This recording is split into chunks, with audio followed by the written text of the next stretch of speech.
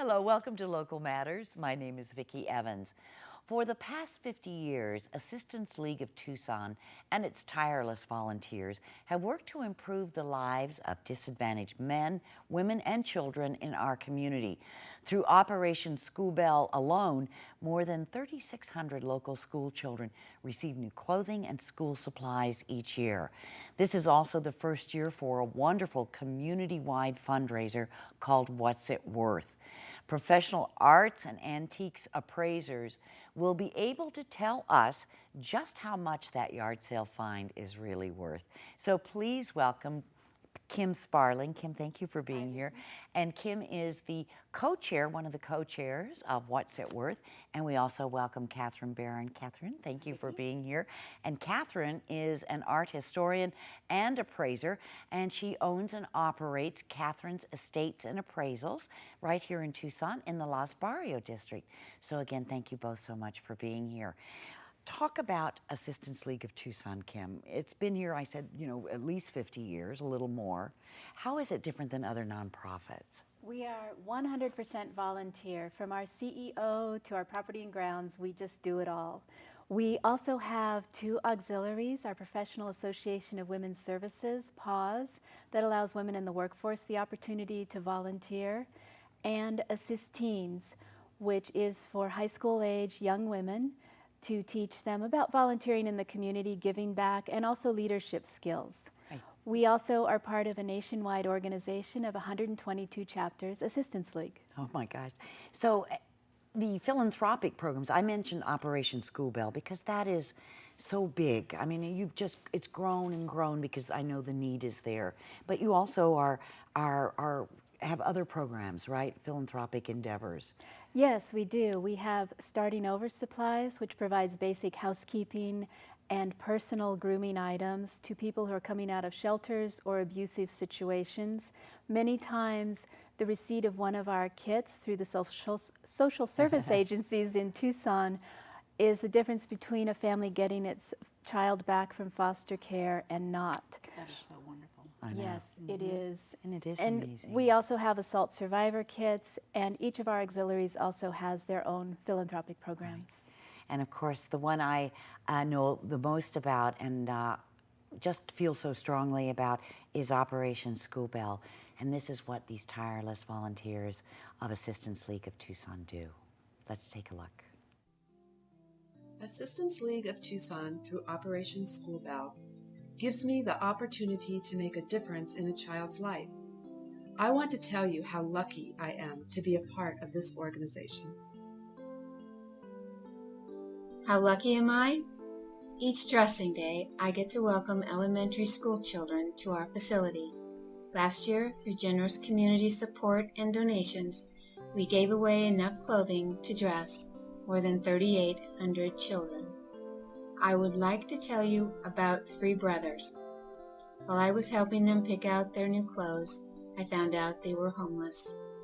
In these cases, we are able to give these children extra clothing. Unfortunately, we are seeing more and more children in this situation.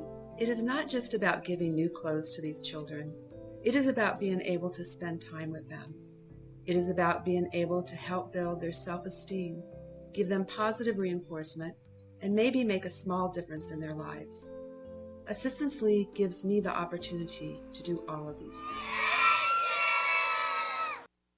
Hi, this is Local Matters. I'm Vicki Evans, and we've just been watching Operation School Bell, one of the many programs of the Assistance League of Tucson, helping kids in this case. And we're going to be talking about how else you fund this, Kim. We fund it through individual donations, our generous donors from the community.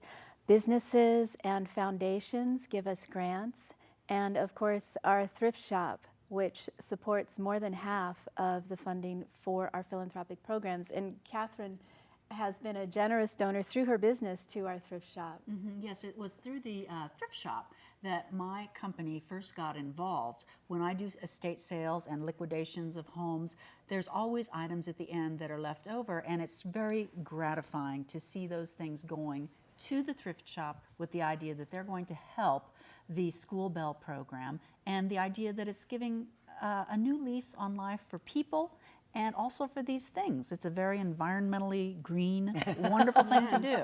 And we are so grateful to Catherine for her donations. In addition, there are other businesses in town that have excess inventory who donate to the thrift shop. Also, communities that have jumble sales or big community yard sales, we would be delighted to take the leftovers. Okay, all right. So we want to make sure you know where it is.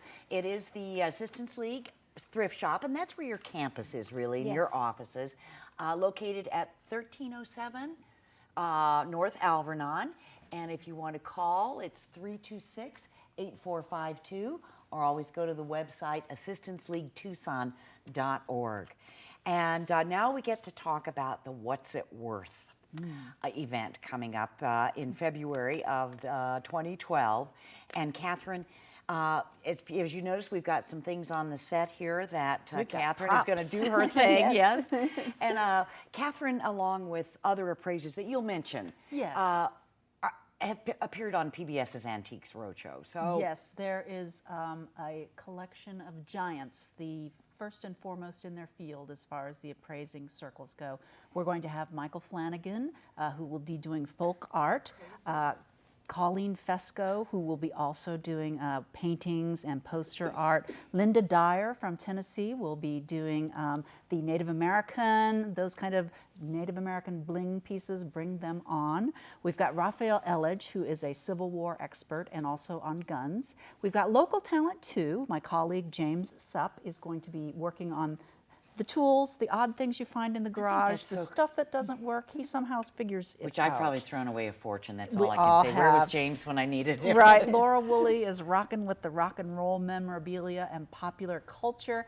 And then, of course, we've got our local Ed Silverberg from Silverberg Jewelries, so bring in the bling. Okay. We're ready for it. It should be Okay. a fun day. And Lots these of appraisers activities. can appraise anything, so don't be shy about bringing in Well, absolutely and we brought in a anything. little bit. So, Catherine, do you want to start here? I will, and I guess before I start, it's like there's a diverse collection here, but the thing that we do is we want to get relevant examples. The methodology is always the same. We're looking for fair market comparisons in the relevant market, and that is how we put in an opinion of value. But one of the people on the staff here today was good enough to bring in this great little cabinet, so I thought we'd start with it because it's so much fun. And you see here, it's basically quarter sawn oak, and that is from the 1930s. It is a miniature cabinet of what you would see quite often in any home. And this was the idea that this would have been a child's piece and that a young girl would be playing with the idea that she would be learning viable home economic tips in order to set up her own household someday. It has the original glass, has a wonderful little cornice trim back here. The condition on the finish is a little bit weathered. It's been loved a lot, but I would say that at auction it could fetch $350. And this would be something that would be worthwhile for the owner to have professionally refinished, or Not necessarily. There's two schools of thought on that, that you do not want to mess with the original finish. However, if you want to have it look beautiful in your piece, if it looks like it's weathering, the wood is cracking, some restoration may be done. But generally that does not really enhance the value, and it is an expense. So it's an individual consideration. And we thought that we'd just start putting some things on this beautiful cabinet. And I love the history, the collection of pictures. And so we are going to start first with our fine little feathered friend here. This little rooster, if you can see on the bottom here, it is Erfila out of Czechoslovakia. Rather than being an exotic name, that stands for Aebling and Roos out of Philadelphia. They contracted with Czechoslovakian manufacturers in the 1920s and 30s, and they made this very colorful, very kind of stylized Art Deco ceramic pieces. Once the invention of the ice cube came to pass, the pitcher spouts tended to get a little more thin. Now this one would probably have a fair market value of around $75 to $125, just depending on the auction, but it's in beautiful shape.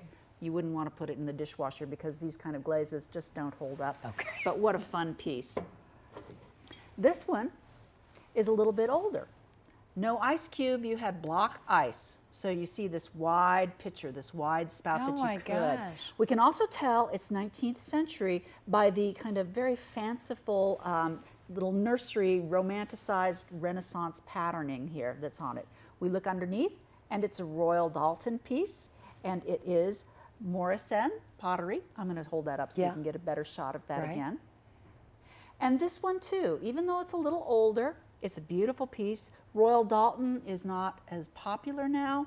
Antiques come in and out of fashion. So this one would also have a fair market value of about $75 to $125. Okay.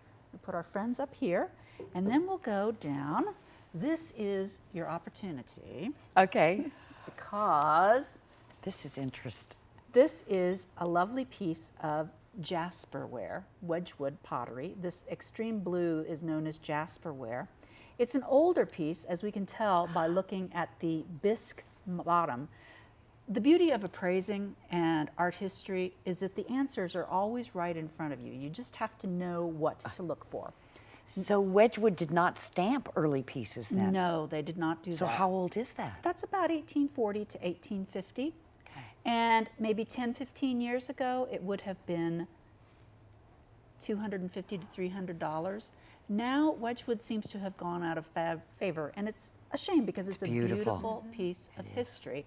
But right now, at the Assistance League, if you can snatch it up for $75, I would do so. So come on down. They come to the thrift God store. bless them, that- yes, yes, indeed. We only have a couple of minutes Oh, here. no. Okay, we've got our wonderful tin glazed Majolica. Tin glaze, what does that mean? It means that the base of the glaze here that you see has got a tin metal Okay. substance in it, and that's part of the part that holds the dye, the color. Majolica was developed in the 15th century and 16th century because they were looking for a way to imitate the Chinese hard paste porcelains. The porcelains were such a coveted secret, and so it allowed them to experiment and make some wonderful pieces. This is Villary out of Paris, and it is about 1900, 1890, and it would fetch about $350 at a well-placed auction. Again, the styles, the answers are all in front of you. We can tell from looking at this little bronze piece that the deer are very Art Deco. It is by Jacques Limousin, as it is signed. I don't know if I can I think we turn can that. get it, yeah. Okay. And then he was very noted as well for his interesting use of interspersing different colored marbles like that. So all these things are clues that we as appraisers use to determine a value. This is our most expensive item on the table today, and it would have an auction record of $1,200. And again, how old is this, would you say? This is about 1910, 1920. Okay, but it is a fine art piece then. Yes, yes. All right. So with limited time, you've got to reach for Walter Mondale. Oh, Walter okay? Mondale. We've got 1 minute, so we'll Okay. have to finish on Held up by Walter these staunch and Republicans. Geraldine. This is what's known as ephemera, paper collectibles, bits of relevant history. I understand that this was found in some sort of cupboard here in the studio this afternoon. They really work ahead to bring in things for me. It depends if you're a Republican or a Democrat, whether this is worth a fortune or just a very little, but for most people collecting these kind of things, it's fun. It's maybe $20, and that's a lot of, it's a lot of fun and great history. So anyone can get into collecting things, and there's no right or wrong. If something is sentimental, if something is wonderful, bring it in. We love to see it, and it's going to be a fun event. All right. Well, thank you both so much. And stay tuned, and we will, just keep your eyes on AssistanceLeague.Tucson.org, and we hope to see you And in remember, February. if you have a chance to buy a ticket, that will clothe one child through our Operation School Bell program. All righty. That is Thanks. it. One Thank ticket, you guys one child so much. clothed. How wonderful. Yes.